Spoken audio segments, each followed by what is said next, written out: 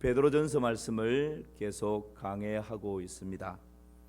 흩어진 나그네들은 고난 가운데 있고 역사적으로 보면 앞으로 더 큰 고난에 직면하게 됩니다. 이들을 향해서 사도 베드로는 고난의 때에 어떻게 너끈히 이겨나갈 수 있는가 여러 가지들을 이야기하면서 특별히 지난주와 그 앞주 두 주에 걸쳐서는 가정이 탄탄해야 외적으로 밀려오는 고난을 이길 수 있다, 그렇게 말씀을 드렸습니다. 그래서 아내는 남편에게 어떻게 하라고요? 아유, 우리 할렐루야. 아내는 남편들에게 어떻게 하라고요? 순종하고. 지난주 그러면 남편들은 아내를 어떻게 하라고요? 사랑하고 소중히 여기라. 그렇게 가정이 아름답게 결속되어져 있어야 어떤 고난이 불어닥쳐도 가정 안에서 한마음 되어서 이겨나갈 수 있다, 그런 말씀을 나누었습니다. 오늘은 형제를 사랑할 때 고난을 이길 수 있다, 그렇게 말씀하고 있습니다. 여기서 말하는 형제라고 하는 것은 꼭 남자들만을 말하는 것은 아닙니다. 형제, 자매, 이웃, 모든 지체들을 말합니다. 내 주위에 있는 지체를 사랑할 때 고난을 이길 수 있다, 그렇게 말씀하고 있습니다. 여러분, 직장에서도 그러하고 공동체 안에서도 그러하고 나라와 민족 가운데서도 그렇습니다. 큰 어려움이 닥치면 내가 연약해서 그렇고 나의 부족함 때문에 그렇다라고 말하는 것보다는 저 사람이 잘못했어, 저 사람이 실수했기 때문에, 이 자꾸 남 탓을 하는 경우들이 허다하게 많습니다. 그러면 가정도 그러하고 가정의 자녀가 삐뚤어져 가는데 부부가 서로 당신 때문에 그렇다고, 당신이 제대로 교육을 시키지 않으니까 그렇다고, 서로 남편은 아내에게, 아내는 남편에게 손가락질하고 책임을 전가해버리면 그 가정은 그야말로 풍지박산되는 것입니다. 그럴 때일수록 부부가 끈끈하게 어떻게 하면 우리 자녀를 다시 하나님의 말씀 순종하는 자녀로 세워갈 수 있을까, 함께 의논하고 함께 기도하고 함께 격려하고, 지금은 그렇지만 이 때가 지나면 괜찮아질 거야, 힘내자고. 여러분, 이것이 이제 가정의 끈끈함이죠. 공동체도 마찬가지고 직장도 마찬가지고 나라와 민족도 마찬가지입니다. 오늘 이 고난의 때를 또 너끈히 지나가는 하나의 방법을 제시하고 있는데 그것은 형제사랑, 지체사랑이다, 그렇게 말씀하고 있습니다. 오늘 8절 말씀을 다시 한번 볼까요? 함께 읽습니다. 마지막으로 말하노니 너희가 다 마음을 같이하여 동정하며 형제를 사랑하며 불쌍히 여기며 겸손하며. 마지막으로 말한다라고, 여러분 편지를 보내면서 마지막으로 말한다라고 하면 이제 보통 결론을 말한다, 끝으로 말한다, 그런 의미입니다. 그런데 오늘 8절에 있는 마지막으로 말하노니라고 하는 이 헬라어의 원어적인 의미는 끝으로 말한다, 결론적으로 말한다, 그런 의미가 아닙니다. 그냥 한글 번역에서는 꼭 그런 의미인 것처럼 보여지지만 마지막으로 말하노니라고 하는 이 말씀은 매우 중요한 말을 한다. 그러니까 다들 주목, 잘 경청해야 된다, 아주 중요한 말을 지금 할 것이다, 이런 의미입니다. 그러니까 사도 베드로가 지금 흩어진 그 나그네를 향해서 지금 내가 아주 중요한 말을 하니까 정신 바짝 차리고 경청해야 된다, 잘 들어야 된다, 다들 주목, 이제 이런 의미가 마지막으로 말하노니라는 의미죠. 도대체 지금 사도 베드로가 어떤 중요한 말을 지금 하려고 그러는 것입니까? 그 8절에 다시 한번 8절을 띄워주실까요? 마지막으로 말하노니 너희가 다 뭘 같이 한다고요? 마음을 같이 하여. 이 5가지 지금 이야기를 하는데 그 다음에 뭐죠? 동정하며, 그 다음에는요 형제를 사랑하며, 그 다음에는요 불쌍히 여기며, 그 다음은요 겸손하며. 지금 몇 가지를 말하죠? 5가지를 말하고 있습니다. 그런데 지금 우리 한글 번역에서는 이 5가지, 너희가 다 마음을 같이 하고 동정하고 형제 사랑하고 불쌍히 여기고 겸손하고, 5가지가 다 동격으로 똑같이 그렇게 여겨집니다. 그런데 조금 더 이렇게 이 구절을 좀 더 이렇게 살펴보면 똑같은 것이 아닙니다. 여기에서 아주 중요한 핵심적인 문구가 있는데 그것은 형제를 사랑하며 이 말입니다. 그러니까 형제를 사랑하기 위해서 다 마음을 같이 해야 되고, 형제를 사랑하기 위해서 동정해야 하고, 형제를 사랑하기 위해서 불쌍히 여겨야 하고, 형제를 사랑하기 위해서 겸손해야 한다. 그러니까 형제 사랑이 이 8절에서 아주 중요한 그런 핵심적인 문구라고 할 수 있겠습니다. 그러니까 오늘 사도 베드로가 내가 지금 아주 중요한 말을 하는데 다들 잘 들어야 된다라고 하는 이 말씀은 어떤 의미라고요? 형제를 사랑해야 고난과 환난을 너끈히 이길 수 있는데, 그러면 형제를 사랑하는 구체적인 방법이 뭔가? 예수님도 내 이웃을 내 자신같이 사랑하라 그랬는데, 그렇게 내 자신같이 사랑하기 위해서 도대체 뭘 어떻게 해야 되는가? 그 구체적인 방법을 4가지로 오늘 8절에서 제시를 하고 있는 것입니다. 자, 그러면 그 4가지를 좀 짧게 살펴보려고 하는데, 형제 사랑, 이웃 사랑을 위해서 구체적인 방법 첫 번째가 뭐라고요? 마음을 어떻게 한다고요? 같이 해야 합니다. 마음을 같이. 오늘 8절에서 제일 처음에 나오는 말씀이 마음을 같이 하여 라는 말씀이죠. 여러분, 이 마음을 같이 한다라는 말씀이 어떤 말씀일까요? 단순히 어떤 획일적인 일체감 이것을 말하는 것은 아닙니다. 마음을 같이 한다라는 말은 영어 번역에서는 이렇게 번역하기도 합니다. 영이 같다, 혼이 같다, 마인드, 그 내면의 본질적인 것이 같다라는 의미입니다. 그러니까 영이 같다, 혼이 같다, 본질적인 것에 대해서 일치한다, 같다, 근본적인 것이 같다, 이런 말이죠. 그러니까 여러분, 군인들이 군복을 입고 열병식을 할 때 군인들 키도 비슷하고 군복도 똑같습니다. 열병식 하면 그것처럼 획일적으로 하나로 보이는, 통일성 있게 보이고 일체감 있게 보이는 것이 없죠. 그런데 그런 하나됨을 말하는 것이 아니라는 거예요.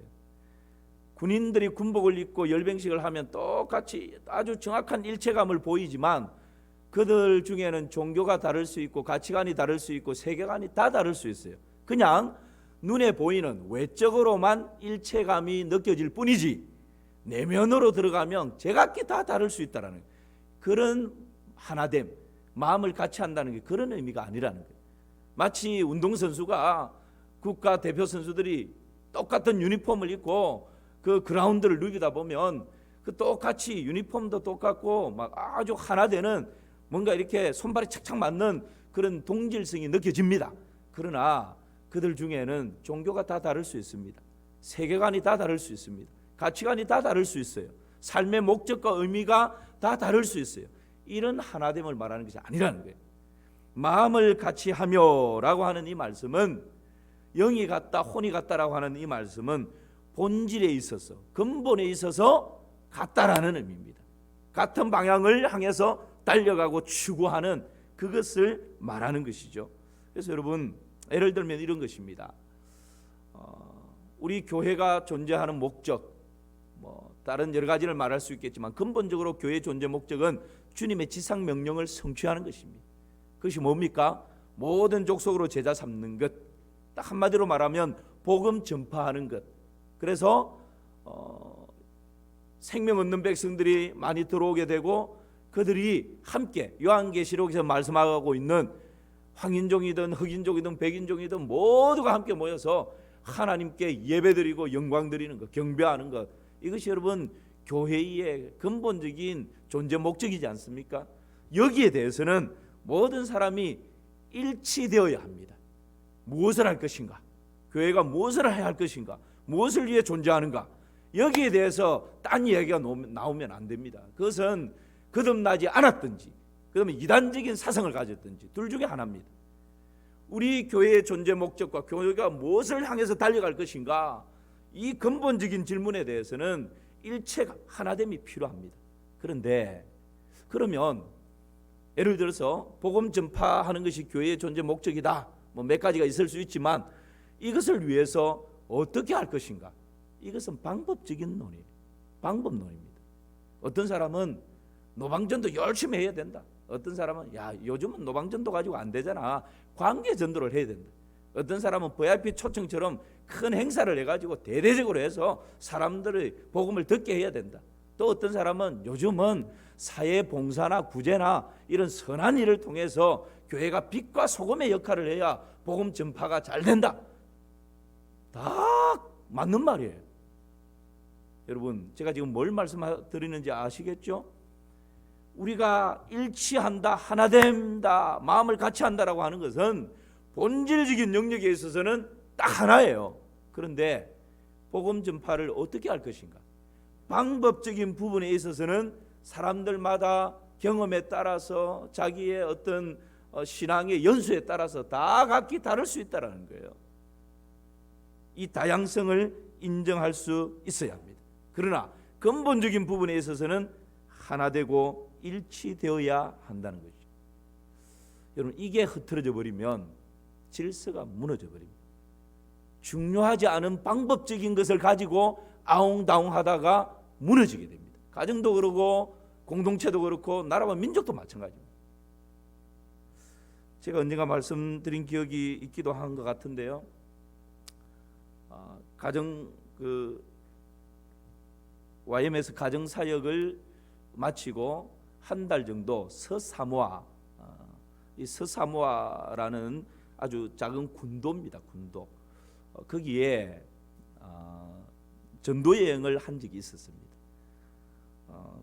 유럽에서 온 가정들하고 한 12가정 정도가 이제 자녀들도 지금은 저희 자녀들이 대학생이지만 그때만 해도 어린 아이들이었거든요.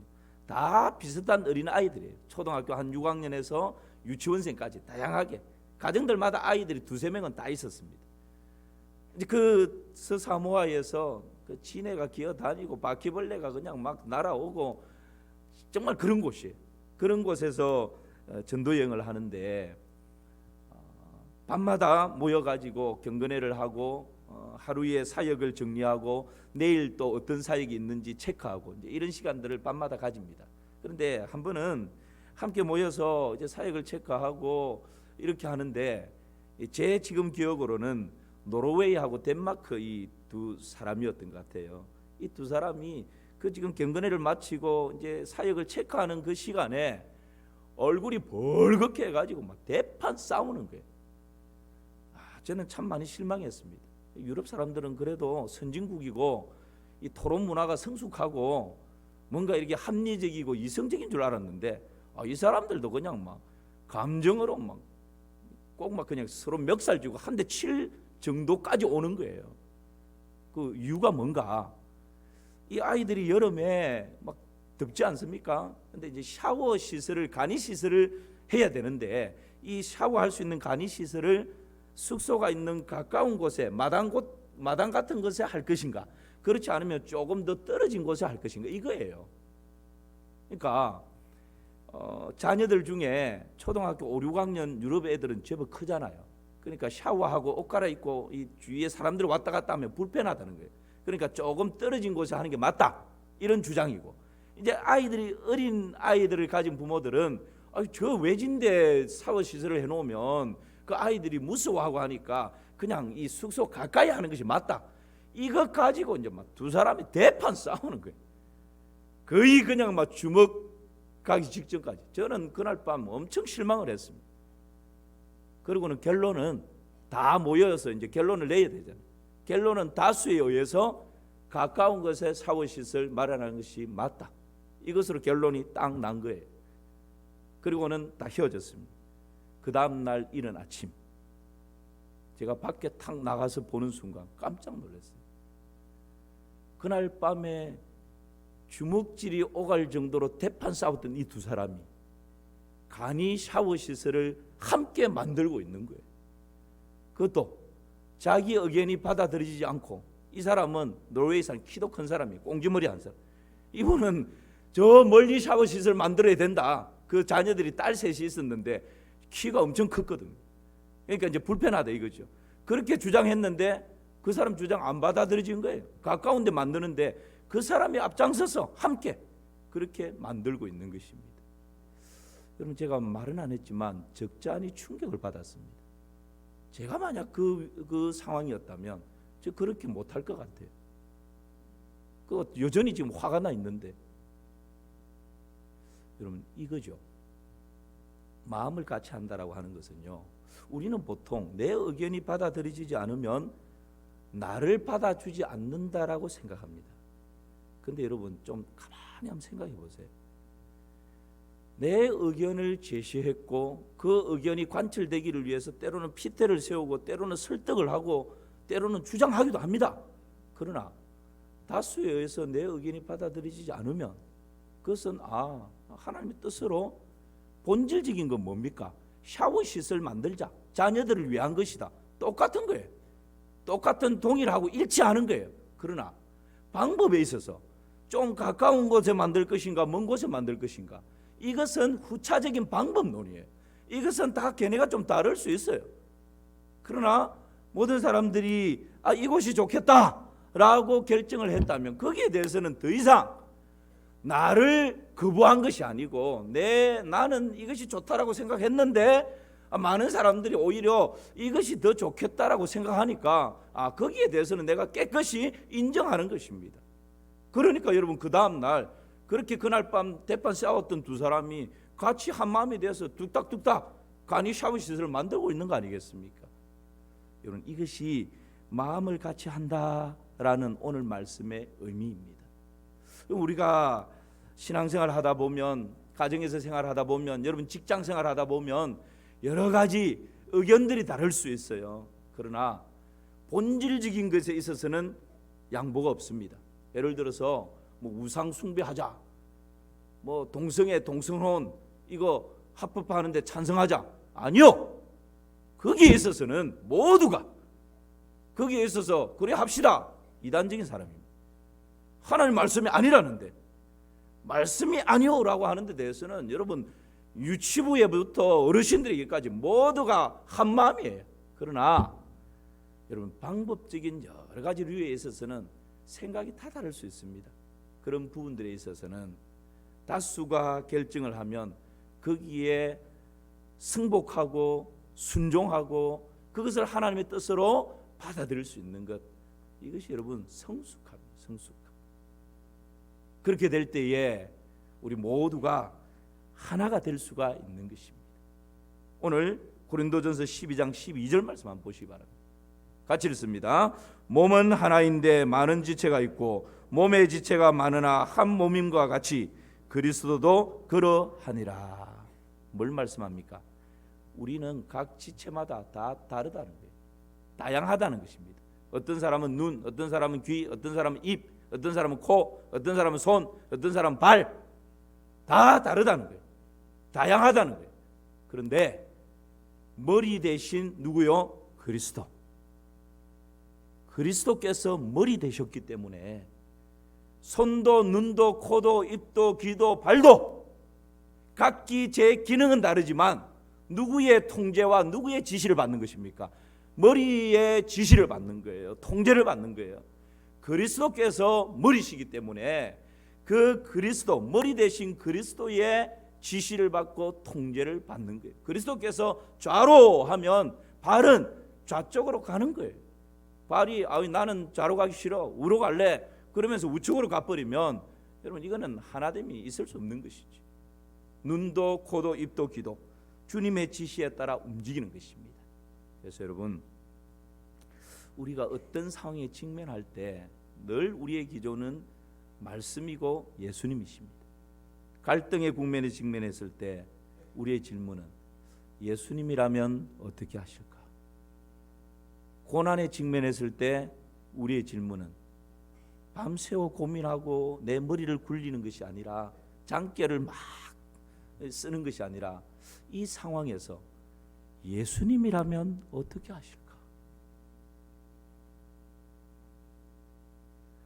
낙심과 좌절과 실망이 밀려오는 그런 현실에 직면했을 때 어떨 때는 모든 거 다 포기해버리고 싶고 그냥 주저앉아 버리고 싶고 다 그냥 내려놓고 싶은 그런 절망이 밀려올 때, 이런 상황에 예수님이라면 어떻게 하실까?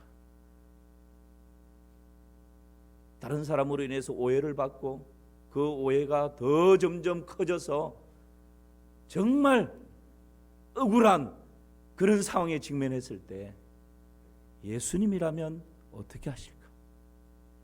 여러분, 우리의 삶의 모든 기준이 예수님이십니다. 예수님이라면 어떻게 하실까? 그 질문을 가지고 나갈 때 우리 주님께서 친히 우리 가운데 말씀해 주시고 답을 주시는 것입니다. 다른 데 답이 있는 게 아닙니다. 평안에 매는 줄로 성령이 하나 되게 하신 것을 힘써 지킴으로 형제의 사랑을 실천하는 우리 모두가 되기를 주님의 이름으로 축원합니다. 두 번째, 형제 사랑을 위해서 구체적인 방법 말씀해 줍니다. 그것이 뭡니까? 체휼, 다른 말로는 동정하는 것입니다. 오늘 8절 말씀을 다시 한번 띄워보시죠.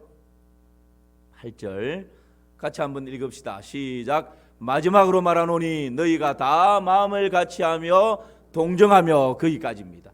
마음을 같이 하는 것이고, 두 번째는 뭐 하는 거라고요? 동정하라 하는 것입니다. 이 동정이라는 말이 체휼이라는 말입니다. 다른 말로 하면 공감한다 이 말입니다. 여러분, 이 말씀은 똑같이 느낀다, 똑같이 공감한다, 그런 의미입니다. 이 동정이라고 하는 말, 체휼이라고 하는 말, 공감이라고 하는 말이 성경에서 가장 정확하게 쓰여진 성경이 열왕기하 4장 34절입니다. 같이 한번 보실까요? 시작. 아이의 위에 올라 엎드려 자기 입을 그의 입에, 자기 눈을 그의 눈에, 자기 손을 그의 손에 대고 그의 몸에 엎드리니 아이의 살이 차차 따뜻하더라. 엘리사가 수넴 여인의 아이가 죽었을 때 그 죽은 아이를 살려내는 장면이 오늘 열왕기하 4장 34절입니다. 그런데 이상한 방법으로 살립니다. 아이가 지금 죽어서 시체로 누워 있는데 엘리사가 그 시체 위에 자기 몸을 그대로 포개는 거예요. 그러니까 엘리사의 눈과 아이의 눈이 마주치고, 코와 코가 마주치고, 입과 입이 마주치고, 손과 손이 마주치고, 발과 발이 딱 마주치는 거예요. 그럴 때 아이의 몸이 따뜻해지고 살아납니다. 체휼, 동정, 공감이라고 하는 것은 바로 이와 같은 거예요. 그 사람이 느끼고 있는, 그 사람이 경험하고 있는 그 슬픔, 그 고통, 그 아픔, 그 사람이 지금 당하고 있는 그 연약함, 그것을 똑같이 나도 공감하고, 나도 동정하고, 나도 체휼한다라는 것. 이것이 바로 동정한다, 체휼한다라는 의미입니다. 여러분, 아이를 키우는 엄마들이 서로 이 공감하는 부분들이 많이 있답니다. 어떨 때 공감할까요? 아이를 키워보신 분들도 잘 아시겠죠.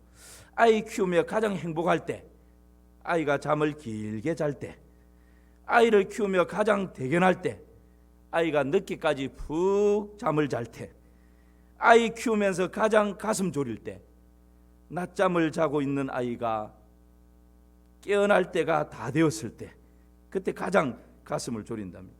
아이를 키우면서 가장 공포스러울 때가 언젠가?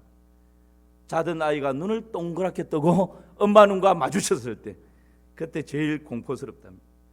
아이를 키우며 가장 기쁠 때는 재우기 시작하자마자 코를 골고 잘 때, 그때가 가장 기쁘답니다. 아이를 키우면서 가장 극적인 반전이 일어날 때, 아이가 자다가 일어나서는 또 눈을 감고 잘 자줄 때, 그때가 가장 극적인 반전이랍니다.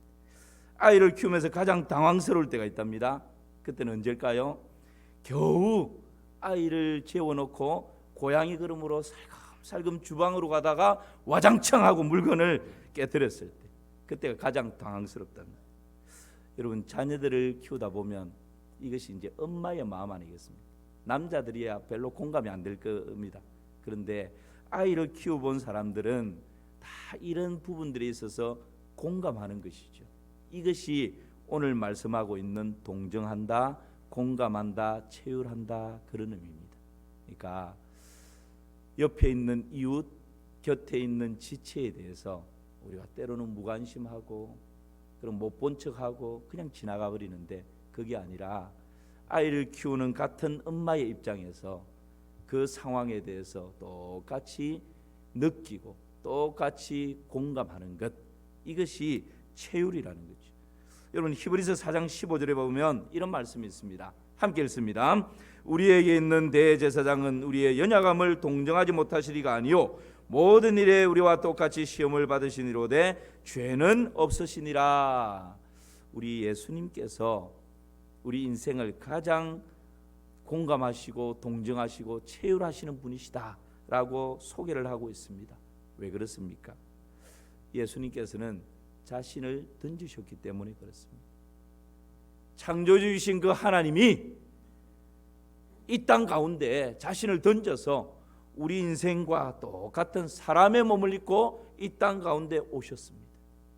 여러분, 사람의 몸을 입고 이 땅 가운데 오신 그 예수님, 우리와 동일하게 유혹을 받고 시험을 받고 사람의 몸을 입고 이 땅에 오셨던 그 예수님, 우리와 함께 슬퍼서 눈물을 흘리기도 하고 기뻐서 함께 즐거워하기도 합니다.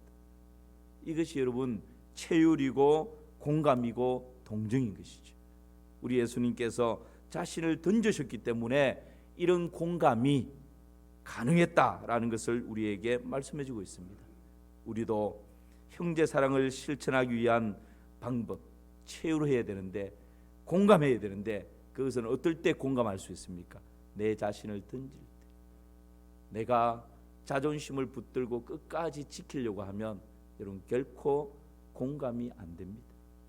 내 위치에서 끝까지 내 유익을 붙들고 지켜나가려고 하면 결코 지체를 공감할 수가 없습니다. 체휼할 수가 없습니다.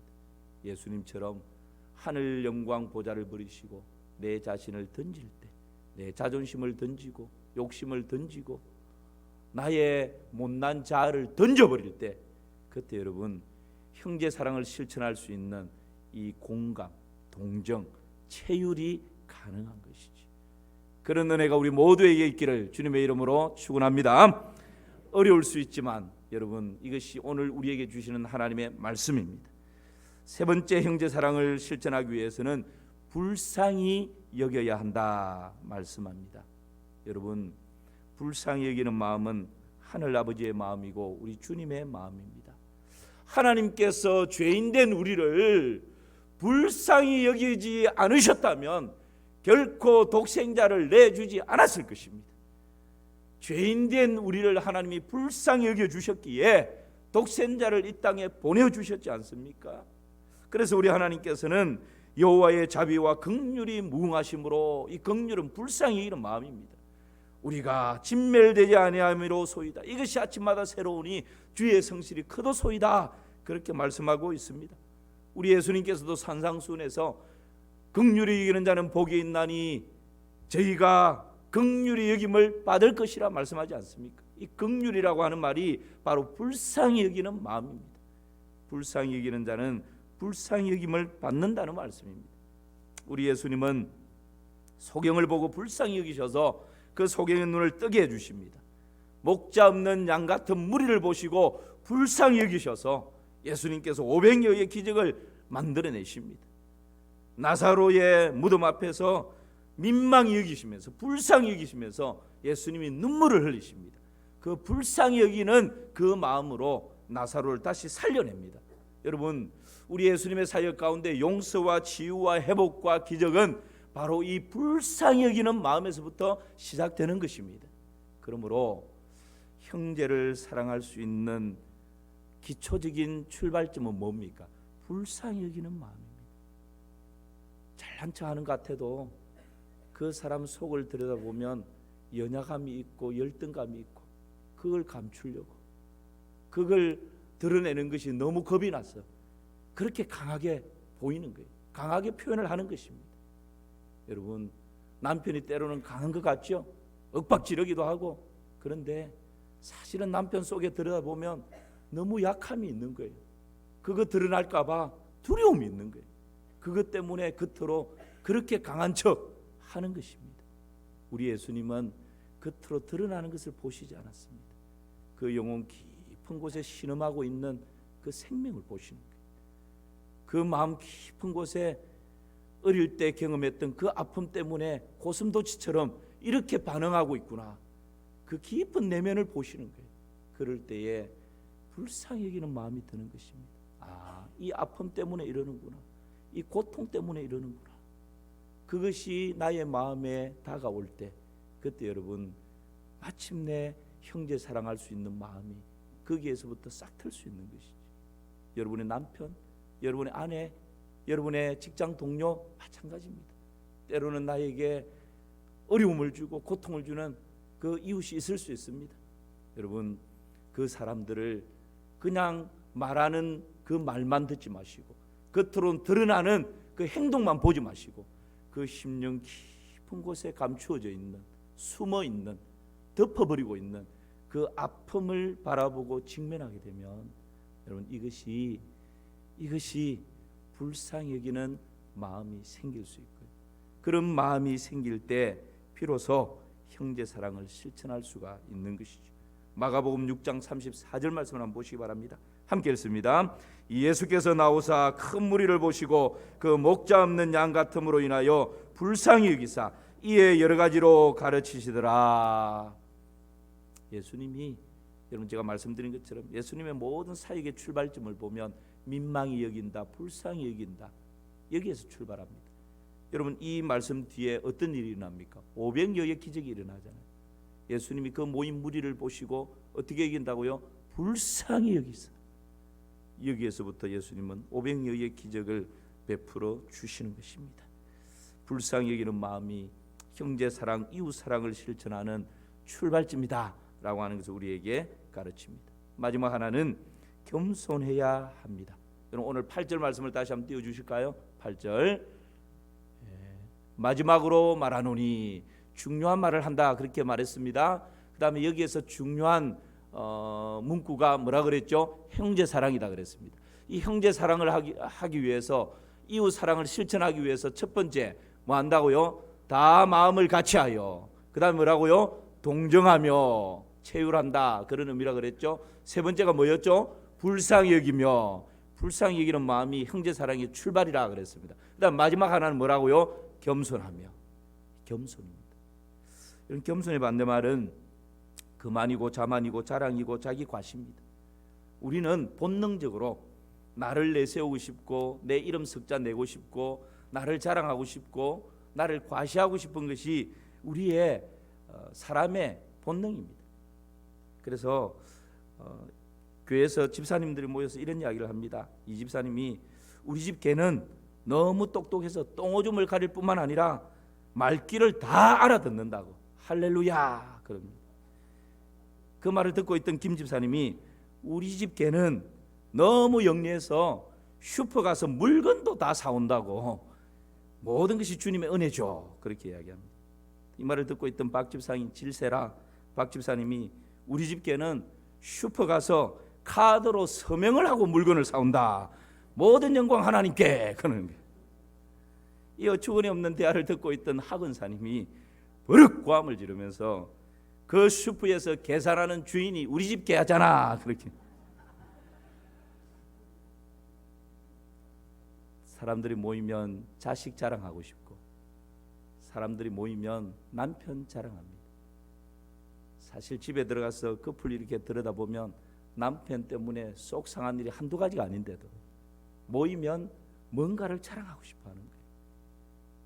이것이 여러분 우리 사람의 이 본능적인 모습 아니겠습니까? 그런데 여러분 아시죠? 모일 때마다 자기 자식 자랑하고 자기 남편 자랑하고 가진 것 자랑하고 배운 것 자랑하고 이런 사람 자랑하고 높아지려고 하는 사람 곁에는 진정한 친구가 없습니다.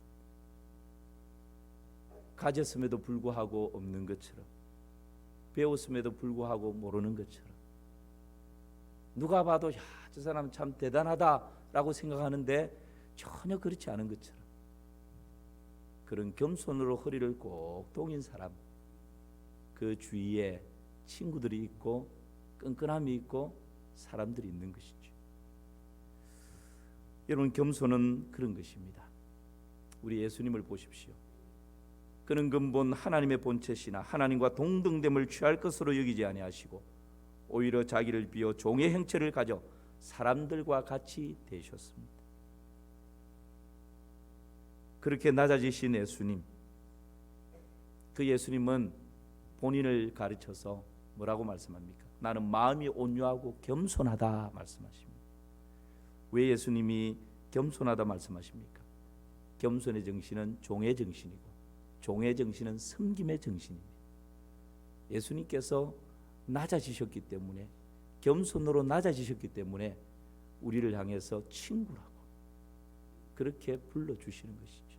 우리도 예수님을 친구라고 부를 수 있는 특권이 주어진 것이죠. 마태복음 20장 28절 말씀 우리 같이 한번 볼까요? 마태복음 20장 28절 함께 읽습니다. 인자가 온 것은 섬김을 받으려 함이 아니라 도리어 섬기려 하고 자기 목숨을 많은 사람의 대속물로 주려 함이니라. 우리 예수님이 겸손할 수 있었던 것은 종의 정신을 가졌기 때문에. 종의 정신은 뭐라고요? 섬기고자 하는 마음. 예수님이 이 땅에 오신 목적이 섬김을 받으러 오신 것이 아니라 섬기기 위해서 이 땅에 오셨기 때문에 그 종의 정신 가지셨기 때문에 예수님은 나는 마음이 온유하고 겸손하다, 겸손이라고 말씀하고 있는 것입니다. 여러분, 오늘 우리에게 형제 사랑의 구체적인 방법 4가지를 말씀하고 있습니다. 그 첫째가 뭐였습니까? 마음을 같이 하는 것입니다. 예수님이라면 어떻게 하실까? 두 번째가 뭐였죠? 체휼해야 합니다. 체휼은 똑같이 공감하는 것입니다. 나를 던질 때 공감할 수 있다 말씀드렸습니다. 세 번째는 뭐죠? 불쌍히 여겨야 합니다. 단순한 동정이 아닙니다. 불쌍히 여기는 마음, 이것이 형제 사랑의 출발이다 말씀드렸습니다. 네 번째 마지막으로 뭐였죠? 겸손해야 합니다. 이것이 형제 사랑의 구체적인 실천 방법 4가지를 우리에게 말씀해주고 있습니다. 저부터 시작해서 이 말씀에 걸리지 않는 사람 아무도 없을 것입니다. 다 연약한 부분이 있고 연약한 구석들이 다 있을 것입니다. 그러나 오늘 주어지는 이 말씀을 다시 한번 우리의 마음에 새기고 나의 연약한 부분들을 하나님께 도움을 구함으로 형제의 사랑을 아름답게 실천하는 우리 마산 3.1교회 모든 성도님들 되시기를 주님의 이름으로 축원합니다.